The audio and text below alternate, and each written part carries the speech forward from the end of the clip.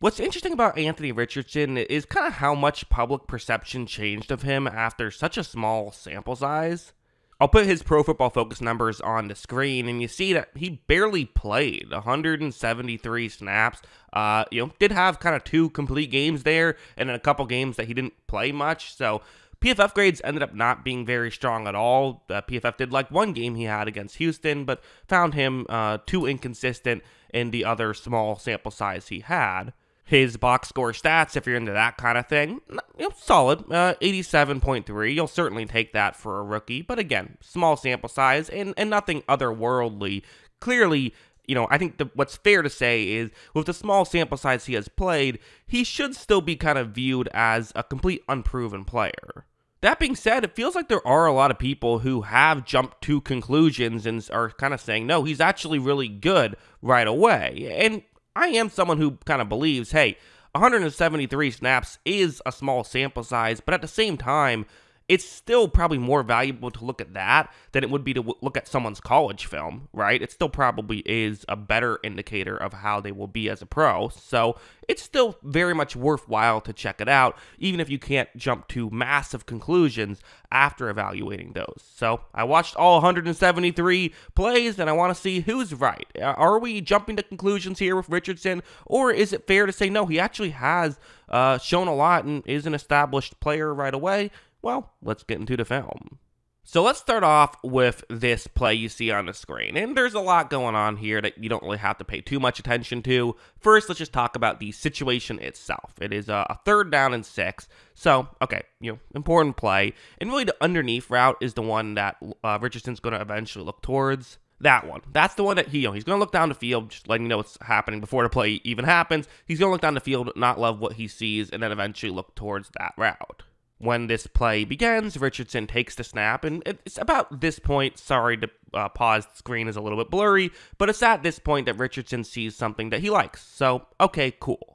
However, watch Richardson kind of wait and run, despite the fact that he had a clean pocket, before making the throw. Hey, you got the first down, whatever, it is what it is. But still, there were some of these little things you would see watching Richardson, that were like, okay, that's probably not the ideal way you want to do that. It does remind me of, like, Drew Lock and how he would do these little weird things of his footwork that kind of makes me say, well, why are you doing that? That's something you're going to have to fix. But Colts fans are going to argue, well, yeah, he played 173 snaps in the NFL. He was drafted as a raw player. Of course, there's going to be some of these little inconsistencies that, yeah, we knew that there were going to be little things he has to fix going into it. The fact that he's still getting first downs is promising because once he fixes it, he'll get even more. And honestly, I think Colts fans would be right to say that. Like, yeah, I agree. Like, these are things we knew would be, these are things you see a lot of young quarterbacks have issues with. It wasn't even that bad. It was maybe he should have waited a little bit. Just probably waited a little bit too long on a play like this. Like, yeah, got the first down.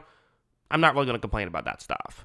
Let's talk about his passing. I mean, there's no denying kind of what he was talked about coming into the NFL was you look at his highlights and you're going to tell yourself this guy is about to be a superstar in the NFL.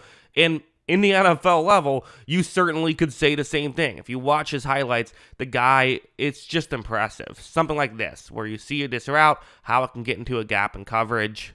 When this play begins, Richardson takes the snap, looks in that direction, and you see that right here, there's a window, but it's not a huge window, and you're going to be passing pretty far down the field at this point.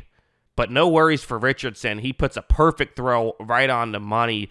The throwing, when it's there and when it's accurate, it just looks awesome, but it's the thing with Richardson that is true is there's inconsistencies there.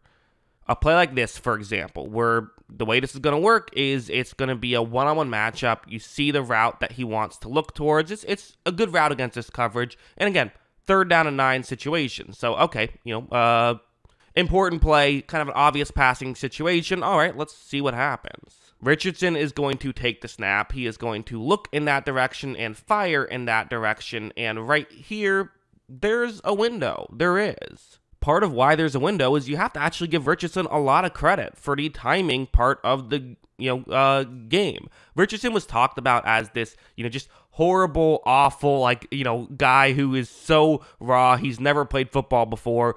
when I watched his college film, I thought a lot of that stuff was overblown. Like, don't get me wrong, there were some issues for sure, but like, he is someone who can time a route pretty well. He can make things happen. I think that the main issue with Richardson isn't the rawness, but more so the inconsistent accuracy.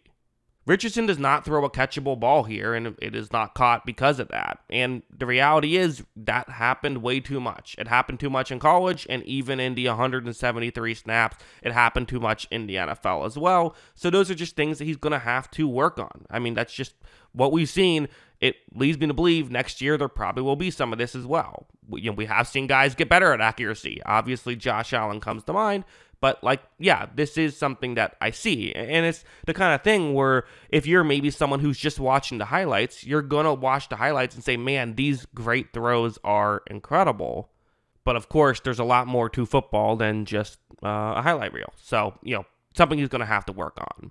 Another thing that you have to look at when you see the highlights is his rushing ability. So play like this. He's going to fake a handoff towards the middle of the field, then he's going to scramble towards the top of the screen. That's the way this play is designed to work. Richardson does exactly that. Fakes the handoff, moving towards the top of the screen. Right here, there is a defender who's trying to chase him down.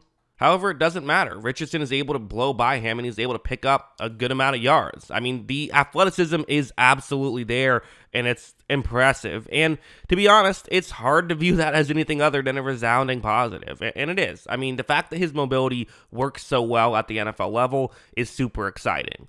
What's less exciting is all of the injuries, right? And the number one predictor of injuries at the quarterback position once you get to the next level is not size, it's play style. If you take hits, you get injured. If you don't take hits, you don't get injured. It's that simple. Sure, logically speaking, if Richardson was built like Bryce Young, he'd probably be more likely to get injured. But the reality is, when you're taking the hits you take, you're gonna get some injuries, and that's the concerning factor here. He's gonna have to learn to protect himself better. So, how do I feel about Richardson right now?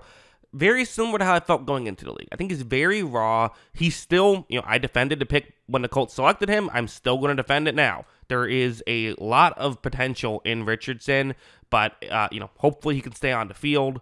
And I kind of see some people saying, oh, well, he's basically a finished product. The only question is, can he stay healthy? I don't think that's the case either. But, I do hope he succeeds because he is already one of the most fun quarterbacks to watch. And if he can put it all together, he could be the most fun quarterback to watch. So, should be interesting. But yeah, those are my thoughts. What are yours? Let me know in the comments below. Always love hearing from you. And of course, as always, thanks for watching.